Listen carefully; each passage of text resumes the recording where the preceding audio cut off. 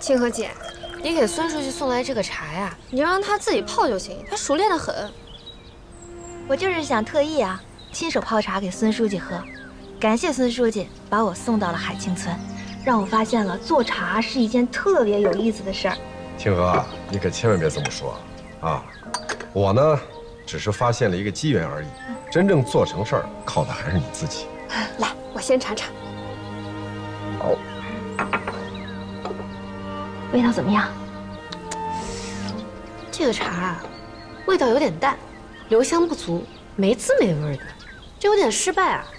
真的啊？真的。清河，你别听他瞎说，他根本就不懂茶。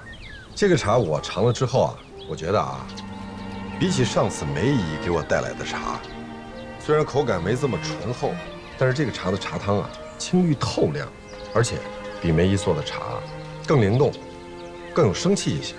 真的啊？哎呀，能得到孙书记这么高的评价，我真的太开心了。如果没猜错的话，这批茶应该是你做的吧？是，我跟梅姨学完制茶手艺之后，这是我自己第一次亲自做的茶。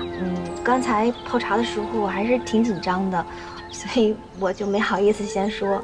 清河，厉害，不愧是梅姨的高徒，第一次出手做茶就做成这样，真是青出于蓝而胜于蓝。我跟梅姨比可差远了。但是有你自己的特点。当然了，梅姨也夸我了，说我做茶还是有天赋。孙书记，我是真的特别喜欢这门手艺，而且我也是第一次在我人生当中找到了我真正喜欢做的事情，并且我还想把这件事情当做我这一辈子的事业来做。太好了，清河。你看这个茶字拆开来讲，人立于草木之间，这一茶一饭就是人的一生啊。虽然我也不是特别专业，但我的感受是这茶可真是一门深奥的学问，值得用一辈子的时间去探究、去研究。尤其这海清茶，手工制作，所以我相信梅姨能选到你这样的高徒，应该也挺欣慰的。怎么样？现在那边是一个什么情况？现在海清村有100亩老茶园，梅姨还有几个会制茶手艺的老人，年龄毕竟也都大了，有很多人这精力体力都跟不上了。如果光靠我和那几位老人，那也只能说是制出一点碎一点了。对了，孙书记，后天海清村有2名100岁老人过生日，梅姨想让我替她邀请您过去参加。好啊，没问题，我去。太好了，孙书记，那我回家再陪陪新楼。明天一早我还要赶回海清村。好，我送你。不用，您坐。再见了，徐老师，拜拜。那咱们后天见。好嘞，后天见，拜拜，清河姐，再见。领导，这些茶我帮你藏起来，你慢慢喝。藏什么藏啊？好东西就要拿出来跟大家分享。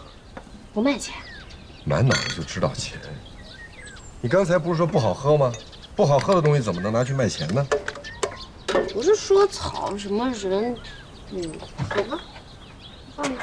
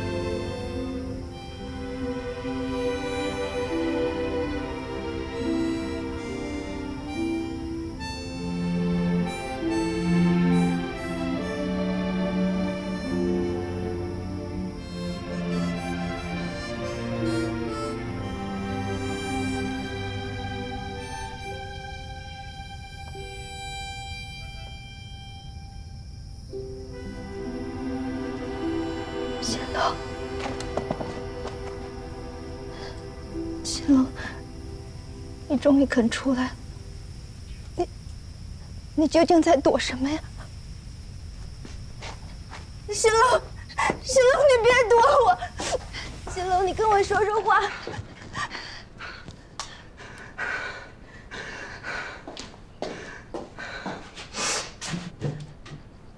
秦龙，我当初离开你的时候，我是不想再看到你家在爹和我之间为难，也是怪我。我走的时候没有考虑到你的心情。秦龙，秦龙，我错了。我错了，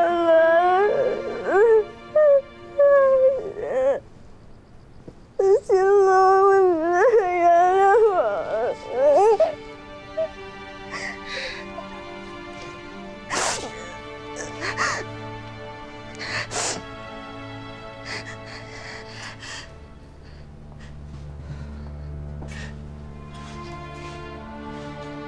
秦龙。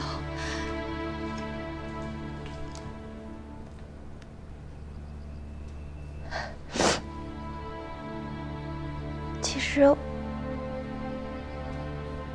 我自己待着的这段时间，我也想清楚了，我不要跟你离婚。秦龙，咱俩本来就好好的，彼此都有感情，干嘛要离婚啊？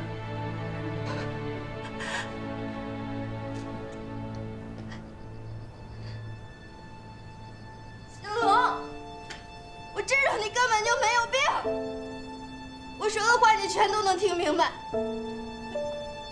秦龙，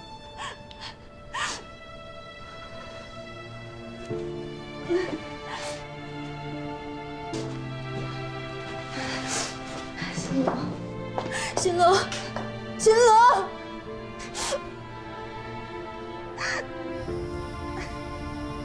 秦龙。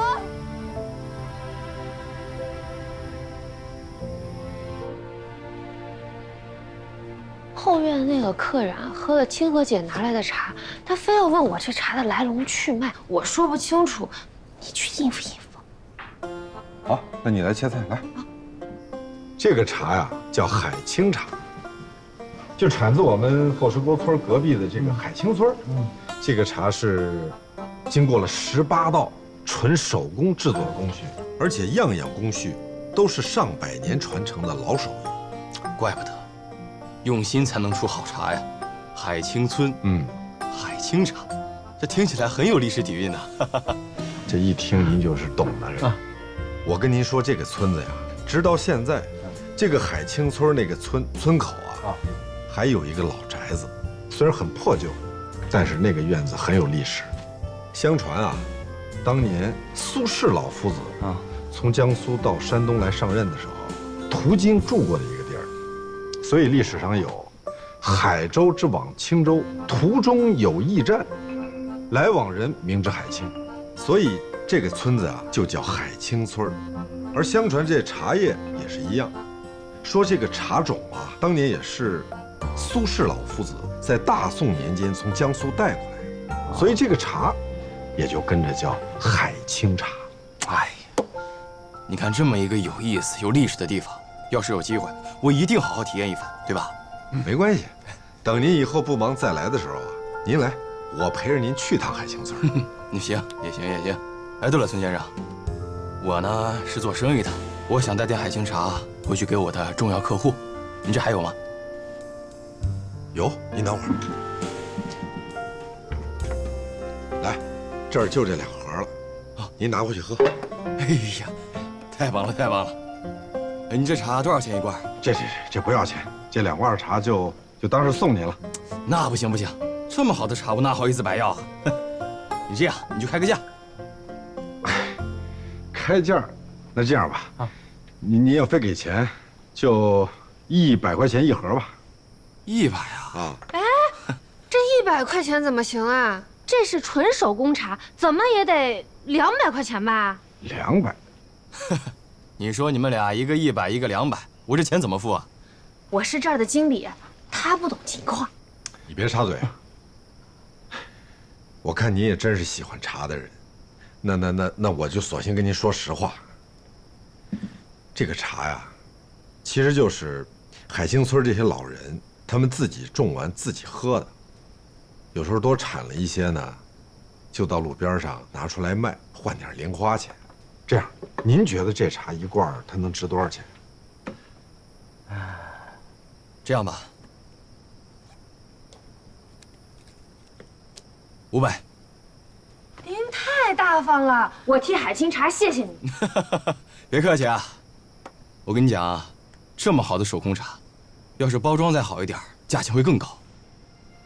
是吧？好，谢谢您的提醒。这样，等您下次有空了，一定再来我们这儿，我一定亲自陪着你，咱到海清村，我去让您看看那些老人家真正的手工制茶的流程。行，说好了啊，下次一定带我去，给我留点海清茶好吗？好，谢谢。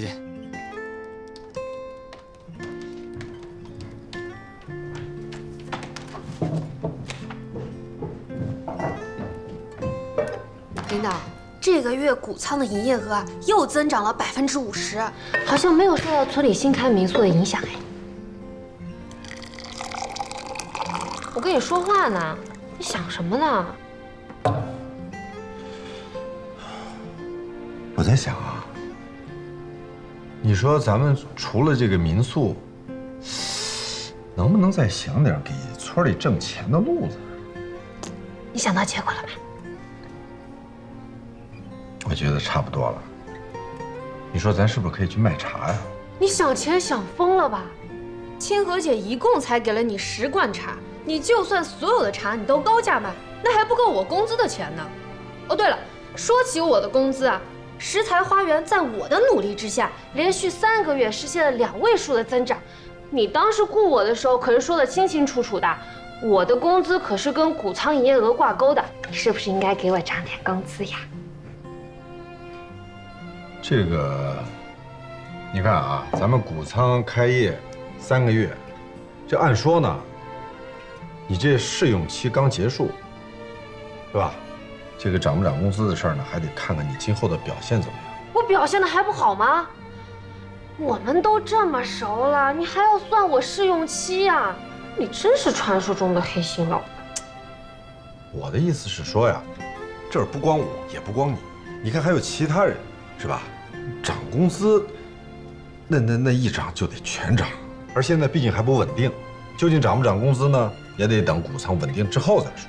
现在的当务之急，我在想，虽然现在产量小，但是咱能不能把海清村的这个海清茶集中起来给它做成一个产业呢？你别岔开话题啊，好好考虑考虑我工资的事儿。现在是下班时间，我要回去睡了。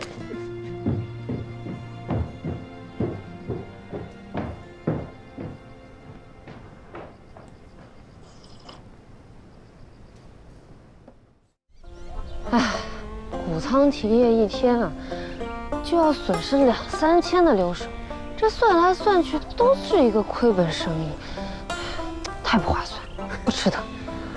徐一，我很欣慰啊，你终于学会算账了。可是你这次算过头了啊！一个真正懂得工作的人，更应该懂得如何休息，记住了吧？今天就当放假了。我跟你的情况不一样，我现在需要钱，我得努力工作，你知道吗？哟，现在知道努力了？我一直都很努力啊。好，努力努力，继续努力。你别说，这还真是挺漂亮的啊！真美啊！你知道为什么叫海清逸吗？不知道。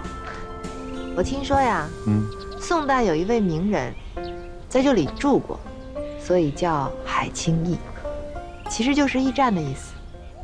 哦，月兰，哎，你们怎么在这儿啊？这不是有2位100岁老人过寿吗？我们来拍他们的新闻。哦，你们呢？我们也是来给这老人过寿的。啊，那行，那你们跟我们走吧。好，走。周克，哎，走啦。哎，这是生日礼物吗？啊，哎呀，就你最多事。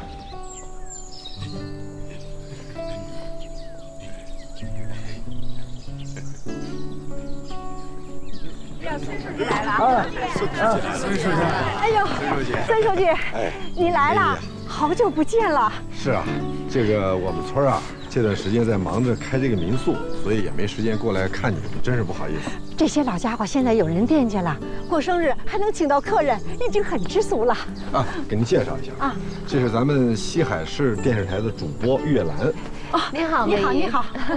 这位呢是岳兰的朋友，是咱们西海市啊，比较著名的青年实业家张子浩。你好，你好。幸会，欢迎你们来海清村啊！哎，赵镇长也来了。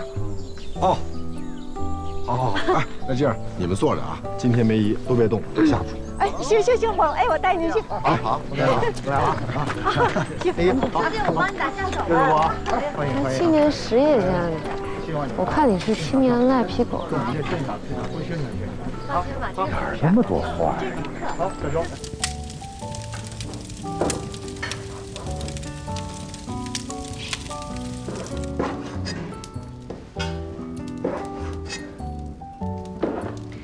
这羊肉切的真方正。孔子曰：“歌不正，不食。”其实啊，来之前我想了一下，毕竟这2位100岁老人啊，岁数大了，牙口不好，所以我就打算改良一下这个红焖羊肉，寓也其利。哎，你为什么对海清村这么上心啊？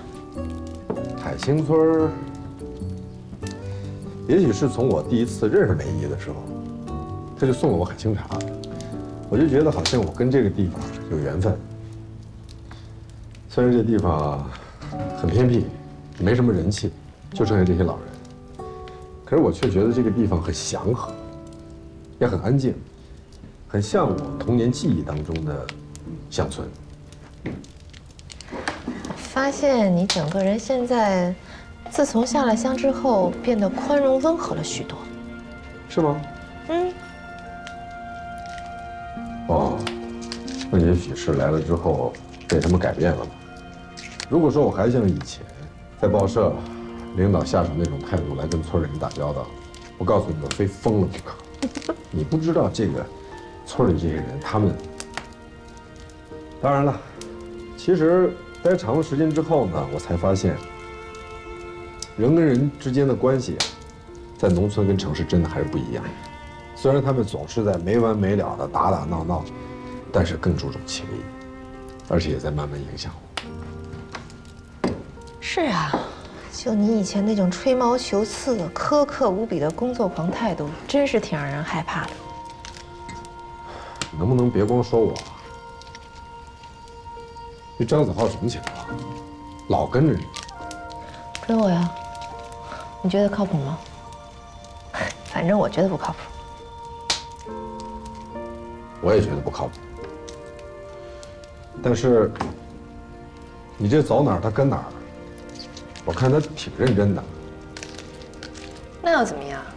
你以前不是也很认真吗？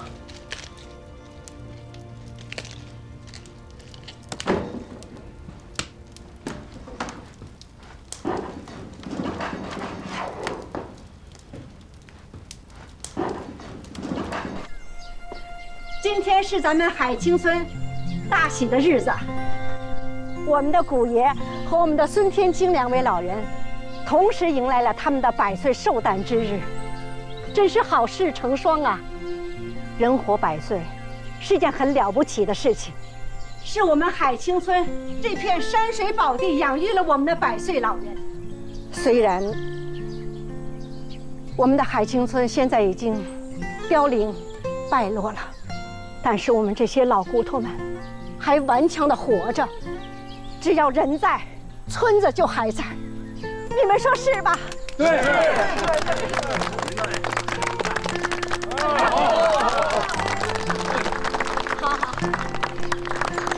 好了，今天是喜日子，咱们就不说这些沉重的了，来，赶紧吃吧。这里边好多的主菜都是孙书记给大伙做的，来，大家伙赶紧吃吧，来，吃起来，吃起来。好，谢谢孙书记。赶紧吃，好，谢谢。多吃点，多吃点，不谢。来，咱们先一起喝一杯吧。好，咱们先敬2位老人，生日快乐！生日快乐！生日快乐！生日快乐！生日快乐！生日快乐！啊，快坐，快坐。好了，赶紧吃菜吧，赶紧的。尝尝这菜怎么样？哎，好，尝。起来，我给你加块肉啊。张子浩，你没有资格给月兰姐夹菜。你再没完没了的，你小心我那个。小心啥？你们俩干什么呀？啊，还是小孩子呀？啊，今天2位老寿星过生日，你们还在这儿打小将，快吃！来，再敬您2老爷。来。哎呀，真的谢谢你能来，谢谢啊，谢谢。好。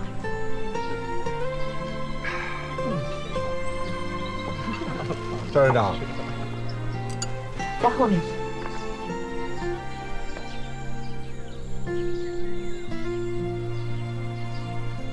赵院长，哎，孙书记，哎，怎么不吃饭跑这儿来了？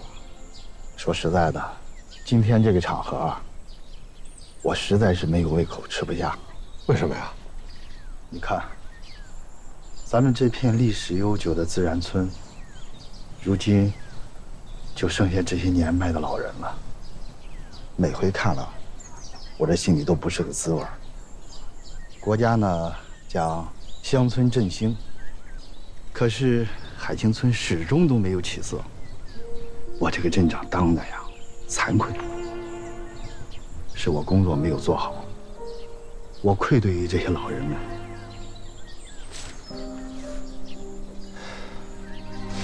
这海清村在行政上不是归奎尔村管吗？是啊，可是奎尔村啊，距海清村距离比较远，奎尔村是既没有能力，也没有动力来管理好海清村。可是海清村离我们后石沟村近啊。赵院长，我突然间有这么一个想法啊，您看看行不行？就比如说有没有可能把海清村直接划给我们后石沟村？你的意思是，你们来接手海清村？您觉得这样可行吗？那如果你们后石沟村要是自愿接手海清村，那这是好事啊。不过光明啊，你可得想好了啊，海清村现在是基本没有产业，无青壮年人口，只剩下这100亩的老茶园，还有大片的撂荒山地。这些老人们生活上大部分都是靠镇政府的补贴。你要是接手海清村，这后石沟村的村委和村民能同意你接手这个负担吗？我去先试试，跟他们沟通，做做他们的工作。好啊，那你要是能让后石沟村合并海清村，那可是为咱镇上也解决了一个大难题啊。张镇长，虽然您说这儿很多撂荒地，也都剩下一些老人，可是我觉得这儿景色美啊，再加上这些老人，你看，其实他们很有活力。我觉得如果说把这儿开发好了，规划好，这应该是一块无价之宝才对。所以啊，我已经初步有了一个想法，我相信回去我能做通村子里的人的工作。好啊，你有这想法，我真是太高兴了。那我等你好消息。好，我回去我就召开村委会，争取先把村委的工作做通，然后再一步一步的跟村民们沟通。好，好，那咱说定了。好，走，咱回去吃饭。走。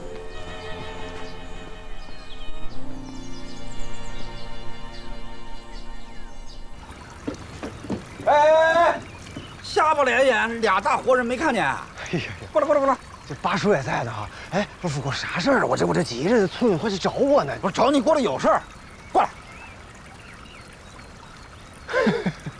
好，你这样，八叔这咋的了？眉头紧锁的。金毛，找你过来呢，是想跟你和你八叔啊撮合撮合，说和说和。不用啊，我跟八叔这挺合的。我俩和气着呢。不是这样，你们俩先聊会儿，好不好？和气吗？祭扫祖堂的时候，你和美凤俩人拆我台，跟你们俩借点钱办民宿，跟我巴巴的扯我那200多块钱的账，压得你们什么资金链喘不过气儿，差点金融危机了都，合吗？有这么合的吗？八叔，你看啊，这个欠债还钱，是不是天经地义的？不是，我是说你们俩呀。咱都是老赵家的人，现在是不是应该考虑考虑团结了？做大事者不计小节。富贵啊，你说这个话对。做大事者不拘小节。说句实在话，八叔，我是不是挺尊重你的？我是不是在各个方面都挺尊重你的？可是光我尊重有什么用啊？那村委会里面，我这个不是这样。以后村委会代表老赵家说话的人是你，你八叔呢就带着老赵家人支持你，这样行吗？我觉得作为长辈支持晚辈的工作也是应该的。啊，对，可以这么说。哎呀，我突然就明白了啊，就这意思，就是我跟八叔我俩就是里应外合，配合。哎。一定要联手配合，一起来对付李建安，这不行吗？哎，孙书记，这个茶是我昨天专门从海清村带回来的茶，哎，大家都尝尝，看看怎么样？香啊，香味这个，哟，真的是这海清茶挺香的，是香。行，那咱们就开会。哎，等会儿，都在哪哈？都到了。对不起啊。以前也就算了，但是今天真的是村两委在商量工作的事儿，你能不能不要参加了？你就回去行不行？李主任、李大人，你怎么回跟我过不去呢？人孙书记都说了，乡风文明，我都说了多少次了，我是代表咱村过半数肇庆村民的代表。坐好了，不要说话，啊！听人家说完。孙书记，你继续。好，那就坐着一块儿听吧，啊。其实今天开这个会呢，之前已经把这个主题跟大家都说过了，就是明确我们村下一步的工作重点。今天我主要呢就是想听一听大家的想法。我的想法呢？我先说2句。自从这个孙书记来到咱们村以后啊，在他的领导下呢，我们先后度过了这个农药蔬菜，还有煎饼滞销的2大危机啊。现在呢。有机蔬菜的生产已经逐渐恢复了，而且还开发出了这个民宿产业的这个新的经济增长点啊！这所有的成绩呢，孙书记是功不可没。这2天我琢磨了一下哈，接下来咱们村的工作重点应该放在什么地方呢？我仔细想了想，这个工作重点应该放在土地清理上。把这些年咱们村隐瞒多占私占的这个土地啊，全部清理出来，然后归到村集体手里。等会儿，李建安，你说谁隐瞒侵占土地呢？大家都知道，这么多年来，我们老赵家的村民以蔬菜为主业，开垦了不少荒地废地，这也能叫隐瞒侵占？玉姐，你先别插话，先先听李主任把话说完。不是孙书记，李建安的心太大了，他太黑，他太可怕了。他要把地全清理出来归他所有啊！他这是针对咱所有老赵家的人啊！哎呦，邵一喜，你知道为什么不让你说话吗？你一说话你就胡说八道啊！什么叫归到我自己手里？那是归到村集体手里，这是国家政策，你懂不懂？国家政策呀，它也是通过跟这个村民沟通来进行完善的。对呀，是吧？对，你看，我就知道这个上林村没有跟村民沟通清楚，人家没有明白，结果就实施了这个方案，于是产生了非常可怕的后果。这好几家人脑袋都打成狗脑袋了，鸡飞狗跳的。这咱们村千万就不能重蹈这个覆辙，血的代价。孙书记，不好意思啊，我得给接个电话。好，你接。哎，开会。另外啊，咱们村一些以种菜为主的一些村民啊，这些年确实开了一些荒地，是吧？还有一些这个离村迁居的村民，在走的时候没把土地交给村集体，而是私下里把这些土地流转出来，租给了别人，还私下签下这个用地合同，连钱都收了。那个孙少爷，不好意思，我打断一下，一民叔，督促美凤又是老把那半袋的奶给我喝，就有点不对劲。我先上个厕所，你们先开啊！你快走啊！你去。哎呀，你这每次那么多事儿。对，您放心啊，这个文件我2天做完了，我就给你送过去啊。啊，李主任，啥意思？啥叫不来后果自负？你威胁我？啊，那我就把这个文件的具体内容啊再给你说一遍哈。是这样的，我说实话，你是不是跟赵一喜结盟了？啊，对，我没有。你少跟我来这一套啊！你们早就商量好了。你今天处处帮他说话，跟我作对。哎呦，李主任，现在村里在探讨下一步的工作计划，我就不能有态度吗？对，态度。金宝啊，当初盖你们家超市的时候，你多占了3米的宅基地，我连大声咳嗽都没有。哎，你是不是怕这个土地清理的时候伤着你们家超市啊？哎，李主任，不要拿我们家超市说事啊！我是占了3米宅基地，但是我告诉你，我以我自己的能力，我会想办法把这个钱还上，我不占村里任何一分钱。不用，我告诉你啊，民不举，官不究，只要你今天会议上好好配合我，以后在这个土地清理的时候，我一定会给你保留你多占的那3米宅基地。我先回去了，你一会儿再回。孙书记，现在咱们村的土地都给村民们种菜呢。如果咱们要搞土地确权，还是得有相应的原则。如果一味的把这个土地归为集体所有，恐怕会引起矛盾啊。哎呀，不好意思啊。等我了。哎呀，你赶紧的，快点！蹲着你妈的！这讲哪儿了？哎，对了，你刚才对这个土地清理的这个意见啊，你说的时候我没听清楚，你能不能再给大家说一遍？土地清理吧，我是这么觉得，不搞，也不影响咱们村的大局。对，金毛，说呀，大胆的说，我给你撑腰啊！要搞，我也不反对，因为也没什么。不是你到底想说啥？不是金毛，你怎么上趟厕所态度就变了？你吃什么药了？啥也没吃。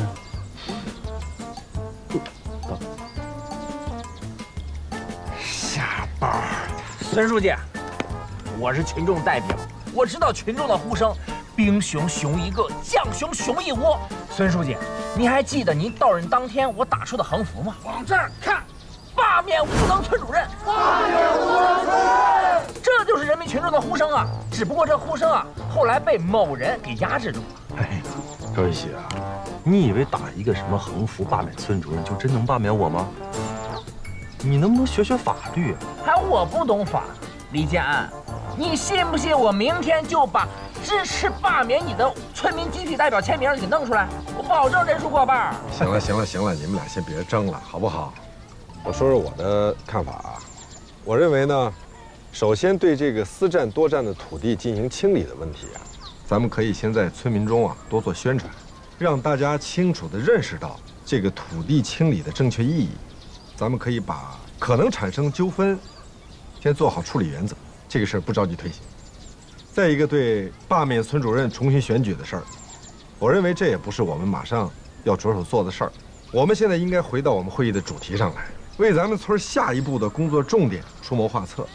我想说的是啊，昨天我从海清村回来，带回来一个重大的利好消息，就是咱们后石沟村合并海清村。合并海清村？对啊，而且我跟赵镇长已经沟通过了，他也会向县里边汇报协调，去申请把离咱们最近的这个海清村合并到我们后石沟村来。如果说真的并村之后，海清村将会成为支撑我们后石沟村的一个发展资源，这可是一个莫大的历史机遇啊！所以我的建议是，咱们接下来的下一步工作重点就是后石沟村合并海清村。咱们好好想想，是不是我说的，这是咱们将面临的一个新的历史机遇。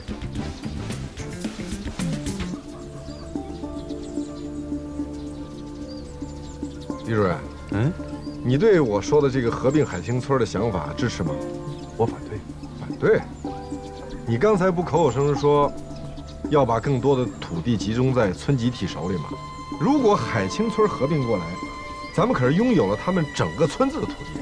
哎呀，孙书记，你可能不太了解这个海清村哈，它就是一个大茶园，那除了种茶的地，其他都是山地，咱拿过来派不上用场。桂兰，这个想法你支持吗？孙书记，我也觉得您对海清村恐怕不太了解，那全是山地，怎么种菜啊？海棠，你说说你的想法。孙书记，我听说海清村，它有好多老人啊。哎，老人多了吧，一是他有点负担，而且呢，它会让咱们这个村感觉起来这个木气。可是我看到的海清村那些老人们，个个都是朝气蓬勃。我想再跟大家解释一下我的想法啊。在我看来，海清村绝对不是一片废土，他们是有很多山地，可是它有茶园啊，它可以专门来种茶呀，也有建筑文字的历史，有传承好几百年的制茶手艺，这可是具有商业和文化价值的传统手工艺。我们把它并过来之后，山地可以种茶，不能种地的我们可以搞旅游啊，这样两个村子合并在一起，可以相辅相成。是，他们是老人很多，他们最大的问题是缺人手，可是我们后石沟村有。并村之后，海清村可以成为支持我们后石沟村发展的腹地，可以带动我们两个村子的产业人气一起兴旺起来。什么是乡村振兴？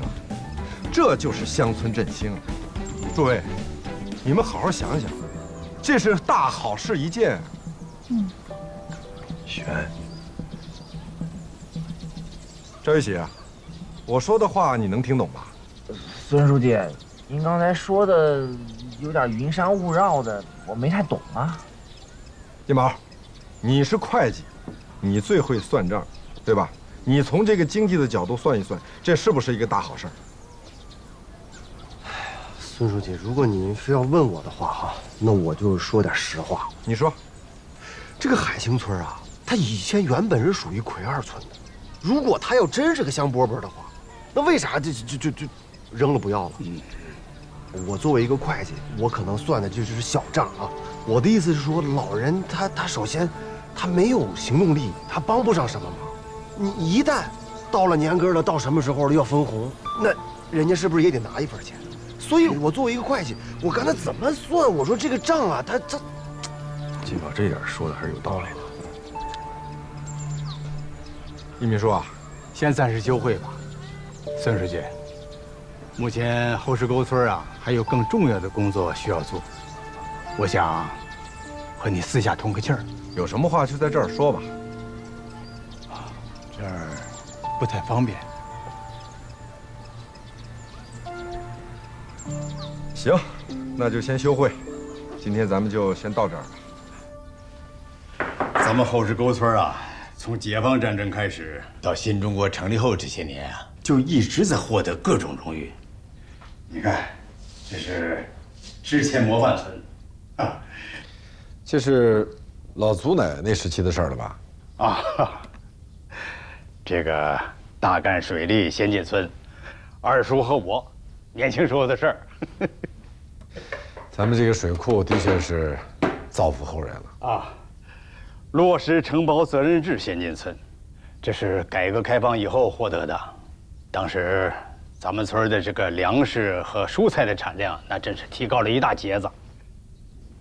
计划生育先进村，当时这个二胎政策还没放开，我还帮着妇女干部啊去抓了一阵超生游击队。你说现在这政策都变了，你叫人生啊，人家都不爱生了。唉。顺便提一句啊，孙书记，你呀，也早点结婚生娃娃。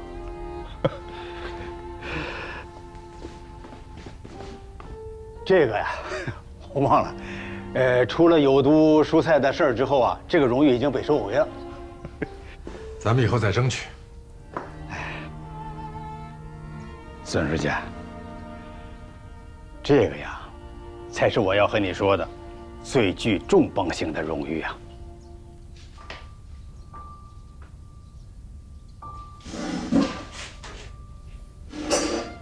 新农村建设明星村评选，这份新农村明星村的荣誉啊，那是最具含金量、最有综合性的一份荣誉。